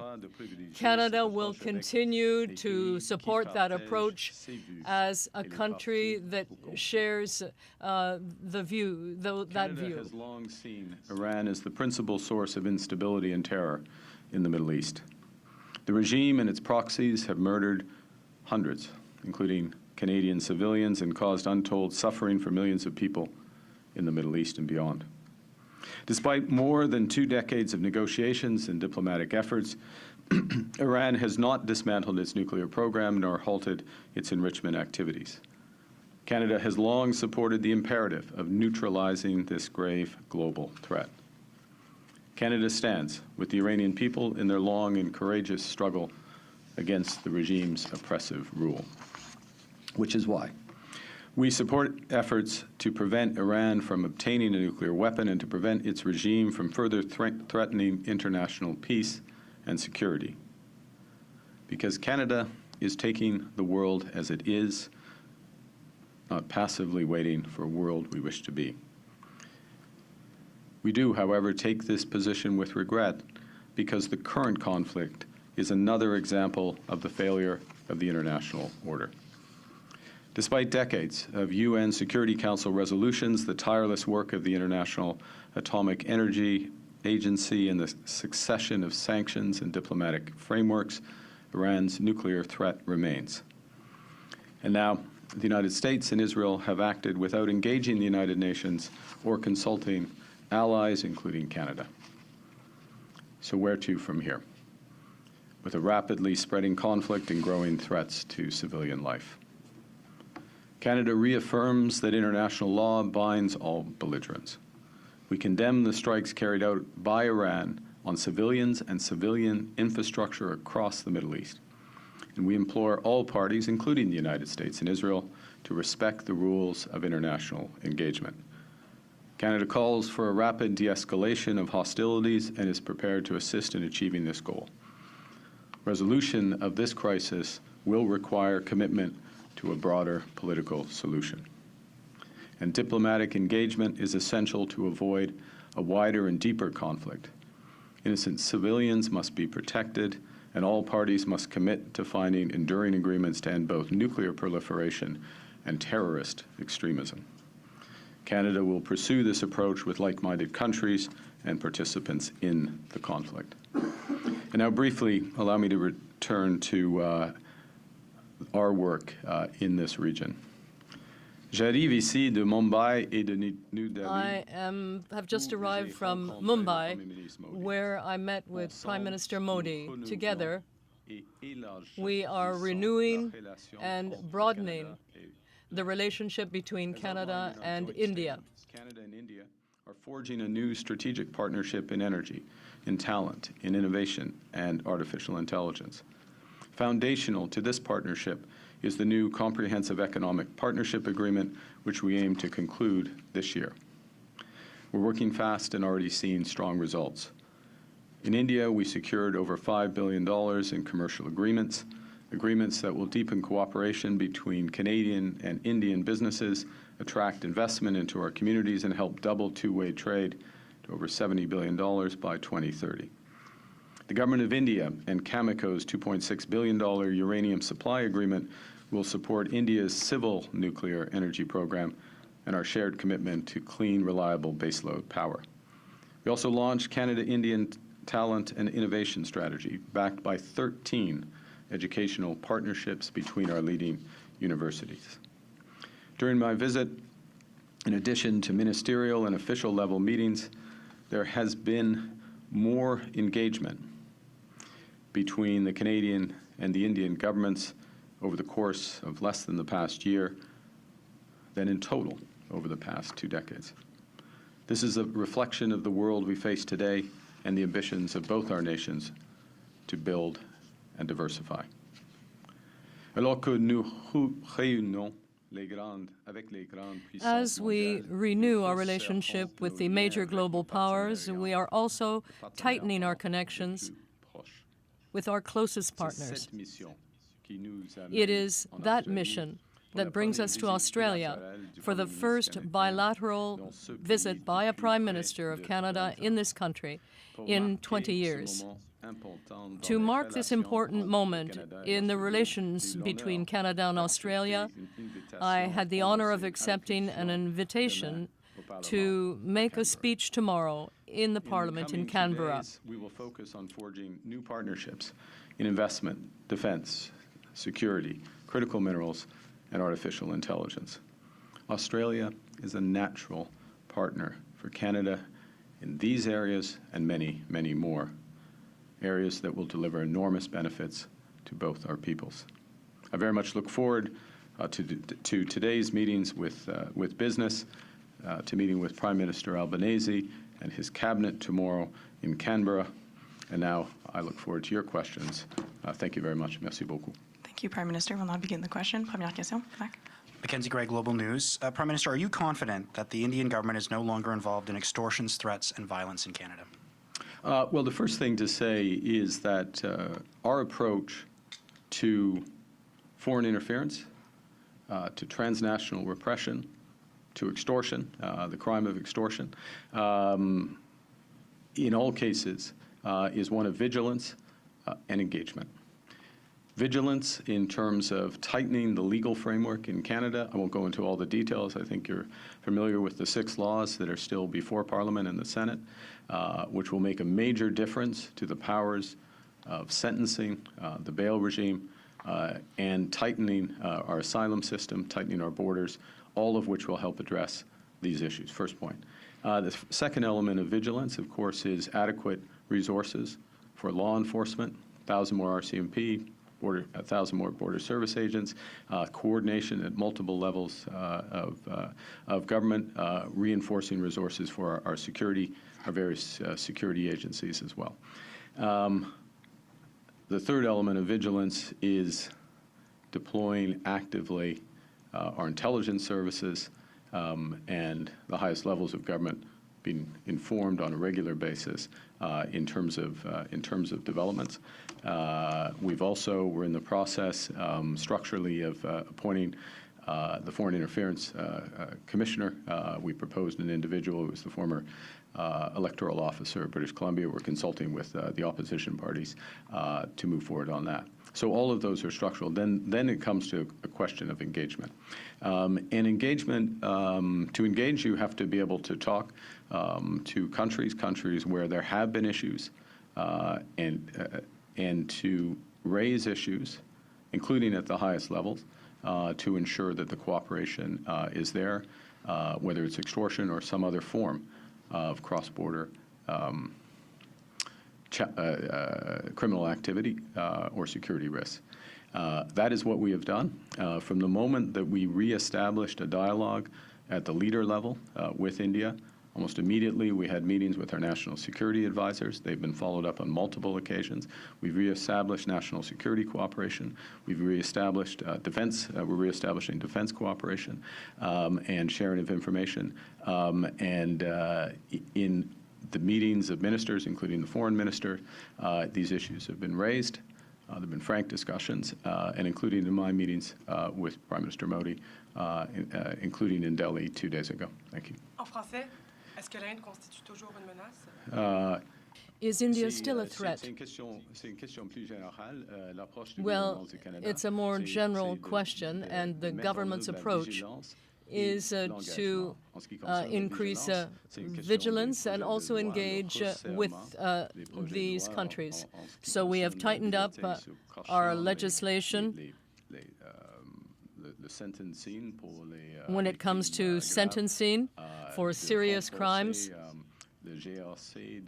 We have strengthened the RCMP and our Border Services Agency. That's what we're doing. We have already done that. But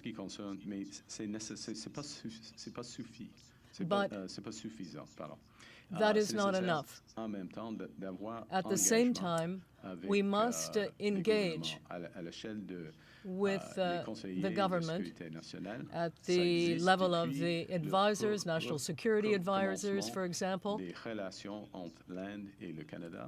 And that and I can say there have been a number of meetings already between those national security advisors. There needs to be cooperation in the defense area, in law enforcement, and there must be open and frank conversations at the foreign affairs ministers level and at the prime ministerial level. And I had a conversation with Prime Minister Modi in Delhi just 2 days ago. Radio Canada. Now, does your government have a plan to repatriate the 85,000 Canadians that are stuck in the Middle East? Well, for the time being, there is a question of engagement with governments in the Middle East, in the Gulf states, including my conversations with my counterparts. That's the first point. Second, for the time being, it's a question of security, and the situation remains too dangerous for now to repatriate Canadians from the region on a large scale. But we are working with airlines at this time. But at a high level, what is important really is a de-escalation of the current situation. Steve Chase with the Globe and Mail. I want to ask you about Hardeep Singh Nijjar. Are you concerned about the report in the Globe and Mail this week that showed the Canadian authorities gathered evidence showing that Indian officials in their Vancouver consulate were assisting by providing information that helped with the assassination of Mr. Nijjar? And I want to ask you about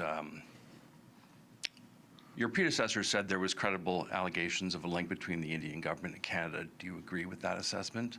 And finally, what are you doing? Sorry, could you, the full quotation that you're using, I think you cut it off. Your predecessor said in the House of Commons that there were credible allegations of a link between the government of Canada, government of India, and the death of Mr. Nijjar. Do you agree with that assessment? And finally, what is the government doing to hold India accountable for the death of Mr. Nijjar? So all of those questions fall under, all those questions fall under the same rubric, which is there is a process underway this is a criminal procedure. There's a process underway. And my job at this point, with respect to that process, is to make sure that I do not say anything that prejudices the prospect of justice being served. So in that context, I can't comment on the specific aspect, those three aspects of your question.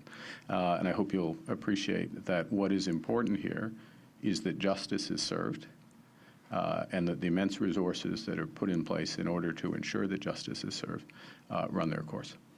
Thanks. Next question. Morning, Prime Minister. Stephanie Taylor, National Post. You have outlined what steps Canada is doing to protect citizens from foreign interference and in transnational repression, but a lot of confusion exists, including within your own cabinet, about what Canada thinks India is doing. So I'm hoping that you can clarify in a yes or no way. Do you agree with your own government official, yes or no, who suggested India is no longer actively interfering in Canada's democratic process and that Indian agents are no longer involved in murders and extortions within Canada? Yes or no? Well, I'm not sure that's an exact quote. That is what he suggested. That's not a quote. I can read the quote. I think, we can debate whether you had a discussion that was not for quotation, but if you want to read a quote from something that's not for quotation. These are the words I would use, and it's important. I would not use those words, okay? First point.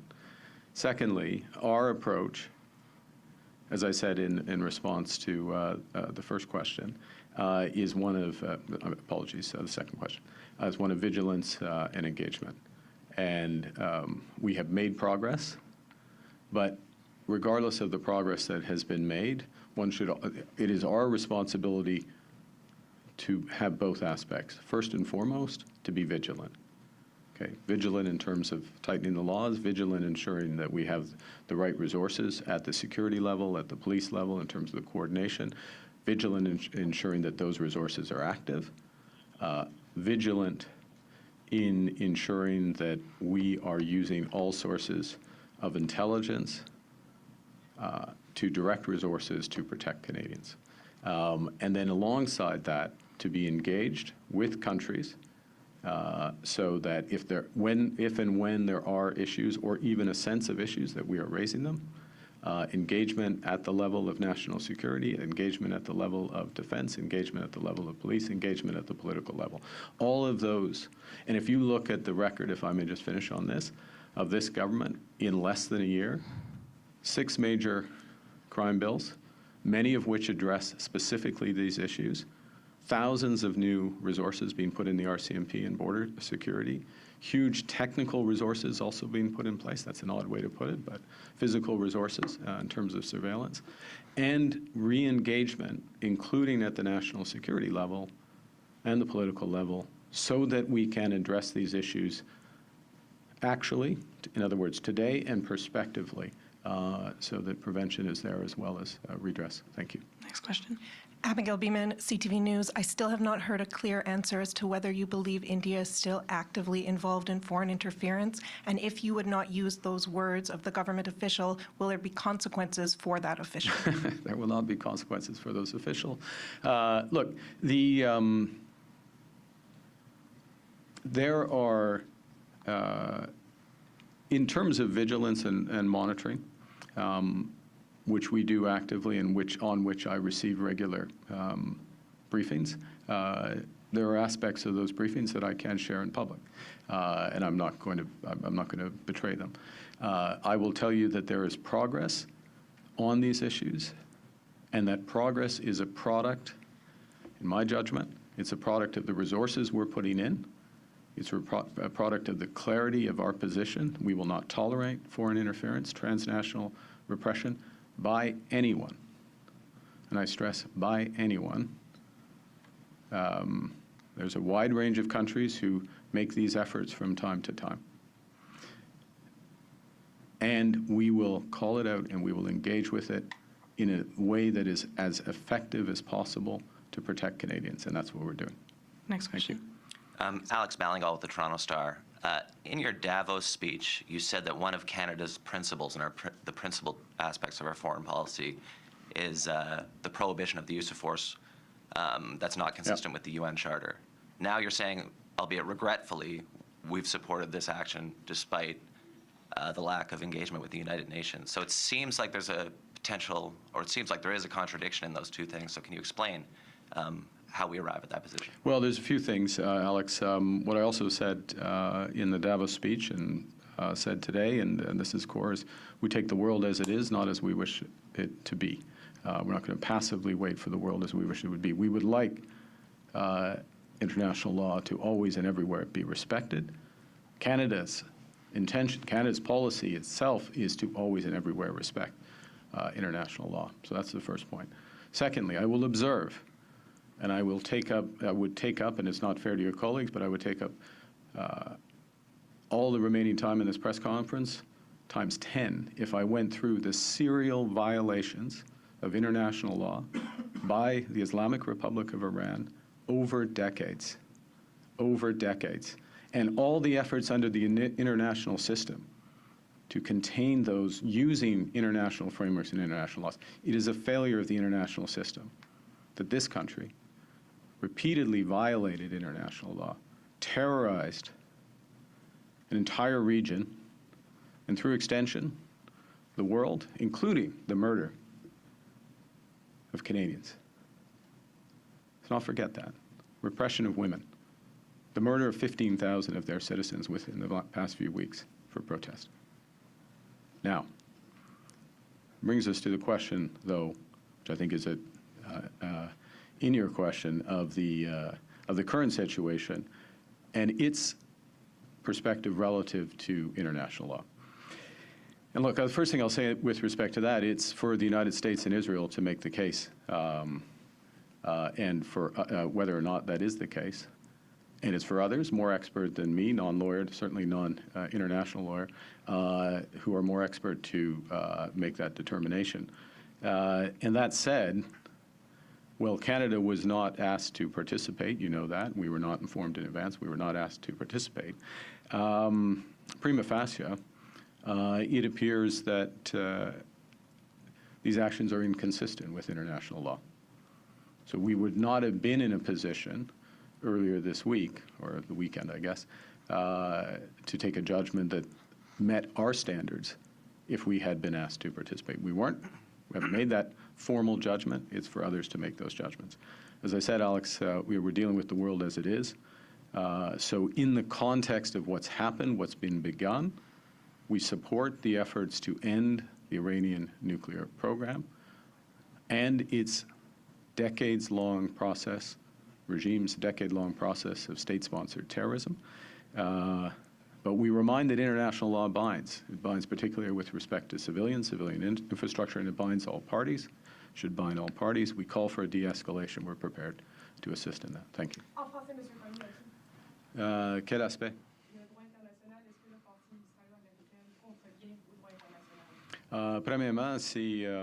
First of all, it is up to the United States and Israel to provide evidence as to whether their actions are consistent with international law. First point. Having said that, Canada was not asked to participate in this action, and everyone knows that. Again, under the current circumstances, it really was not clear whether those actions were consistent or not with international law. We need to act, and Canada has to respond looking at the world as it is now. And in that context,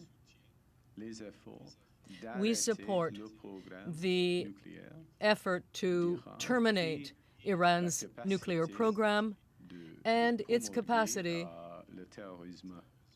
to promulgate terrorism around the Middle East and right around the world. Thank you. JP Tasker, CBC News. Good morning, Prime Minister. How are you? Good. We'll take 3 just so there's not a rebellion behind That's you. probably a good idea. Yeah. What was President Trump's reaction to you supporting the airstrikes on Iran? I haven't spoken to the president. What does that say about your relationship? The president's. I don't think it says anything, to be honest. Next We've question. received nothing from the Americans? Look, we take a position. Let me just make a clear point. We took a position, not asking for something. We took a position because we view the nuclear threat and the export of terrorism of Iran over decades as one of the gravest threats to international peace and security.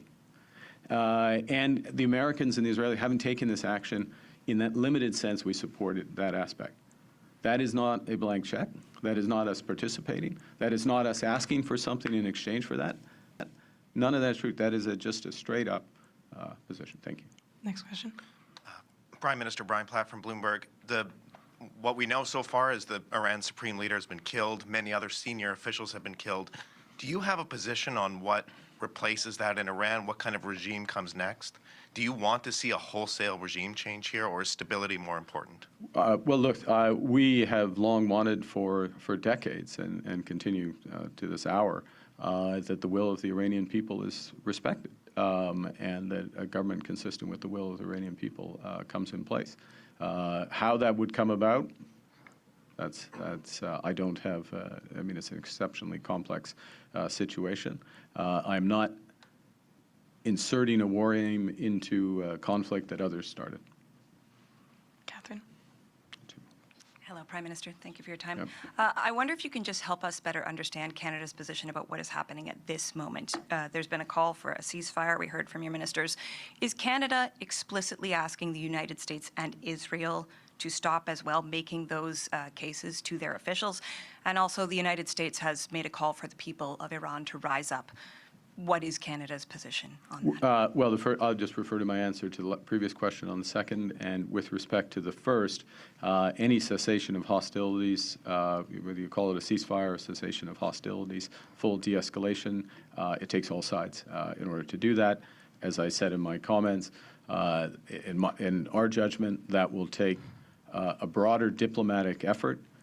That broader diplomatic effort will very much have to involve the countries in the Middle East that have been attacked now by Iran. Their civilian infrastructure, their civilians have been attacked. And certainly that has been, they've been successful largely in defending themselves. Some of the missiles have gotten through, but the intent has been widespread civilian casualties and damage to civilian infrastructure. So those countries, many of whom are close allies of Canada, need to be involved in any diplomatic solution. Thank you. Ian. Hi. Ian Austin from the New York Times. Has Canada seen any evidence of the imminent danger the president cited for launching the attack on the weekend? And should anyone take any confidence in his view that this will be over in a matter of weeks? Well, Ian, I'm on intelligence. I can't share intelligence that we've received. It's not appropriate, particularly within broader intelligence circles that we may have received from others. So I can't comment on that aspect. We've got one last question. And the timing, the president's forecast that this will all be done in a matter of weeks. I won't speculate on it. What I would say is that, in our view, that the efforts should begin now to de-escalate the situation. And Ian, as I referenced in my previous answer, that needs to involve broader parties than just the United States, Israel, and Iran. We'll do a last question to Ilya. Prime Minister Ilya Grudnev, Financial Times. Do you see this war as a war of choice or a war of necessity? In particular, we had the president saying that the nuclear program was obliterated earlier this year. Now you're saying it was an imminent threat. So we're trying to... I didn't say imminent threat. Well, is it a threat or it wasn't a threat? Iran having a nuclear bomb is a massive threat. It would be the biggest threat. This is, again, okay, let's be realistic. This is a regime that is the biggest exporter of terror in the world, that has for decades terrorized the Middle East, that has killed scores of Canadians, murdered scores of Canadians, tens of thousands of its own citizens, repressed women in its society. It has sought persistently, and you'll remember the JCPOA and all other efforts has sought persistently to obtain nuclear weapons. Nobody has a civil nuclear program that's buried a mile beneath the desert. So that is a threat. The exact timing of it, the exact aspect of it, I'm not privy to all the information in terms of that. I would remind Ilya that Canada was not consulted on these hostilities. We're not part of it. We're taking things from the position that they are today with the actual, and in terms of the desirability of eliminating that nuclear threat and the capacity to export state terror, that we support, but we remind all belligerents of their responsibilities to protect civilians, to protect civilian infrastructure, not target civilian infrastructure, and we call for de-escalation of the conflict. Thank you, Prime Minister. This puts an end to our press conference. Thank you very much. Merci. C'est ce qui m'a fait la conférence de presse. Thank you.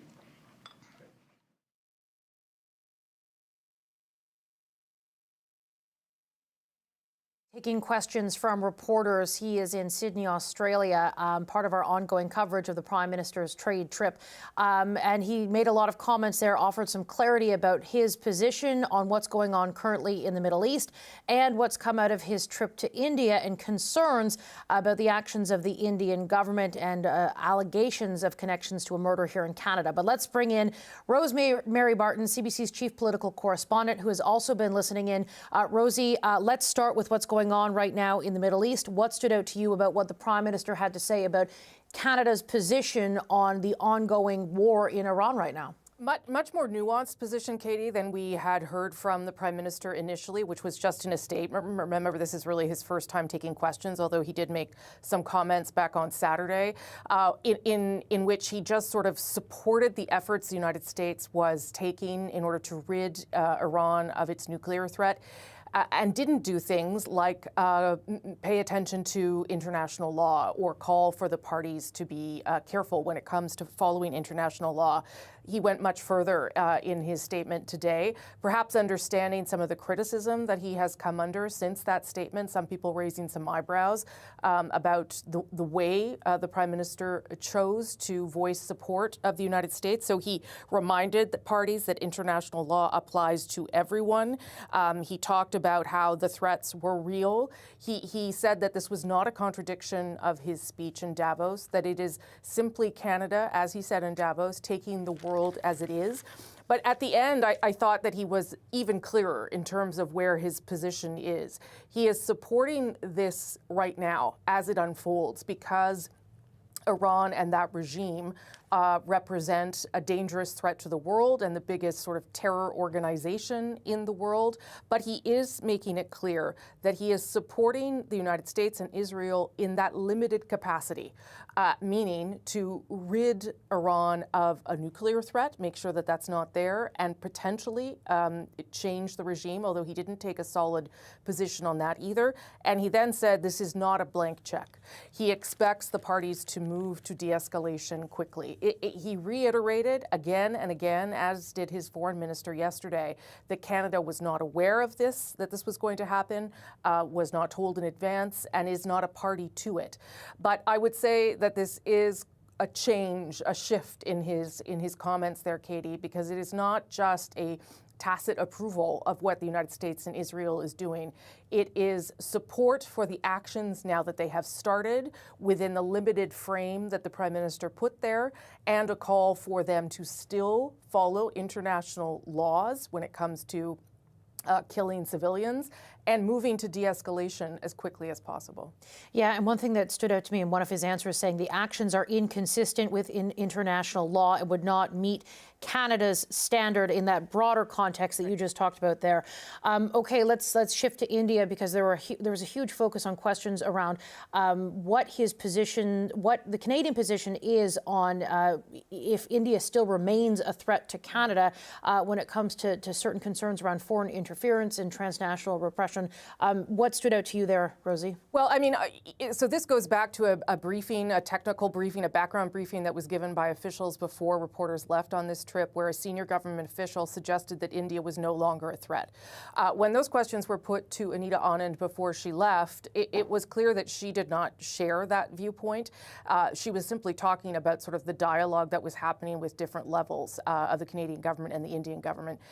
Reporters pressed and pressed and pressed the Prime Minister to make a firm declaration about whether India is a threat. He would not do that, but he did say that Canada will not tolerate transnational repression from anyone. We will call it out, and he said that there is progress on these issues from various at various levels. It was also clear, Katie, to me that he views diplomatic efforts as being twofold, right? Engagement, talking to the parties, engaging with the country to be able to explain your position on some of these issues, and then secondly, acting on some of those things, whether it be sharing intelligence or information. I think it would have been difficult for the Prime Minister a day after leaving India to suddenly turn around and say that India was a threat to Canada. We know that that has upset some people in the diaspora in this country who do feel that threat personally and in a real way. I don't think the Prime Minister diminished that, but he was certainly careful in the way he was characterizing it, given that he has a lot at stake with India from a trade perspective. He is trying here to keep a dialogue open, to deepen the relationship between the two countries, and to somehow balance those security concerns as well. And he believes that there are structural things in place, whether it be foreign interference or intelligence agencies, that will help protect Canadians moving forward. So not willing to go too far on that front, but I thought at least recognizing that he is prepared to call it out if it happens. All right, Rosie Barton, thank you very much. CBC's chief political correspondent. We are now going to go back to the Middle East and the continued strikes in Iran by the U.S. and Israeli forces. Reuters has verified this video taken in a city south of Tehran. It shows the building where Iran's Assembly of Experts meets, and it has been destroyed. That group is responsible for picking the new supreme leader after the supreme leader was killed over the weekend. Israel has claimed responsibility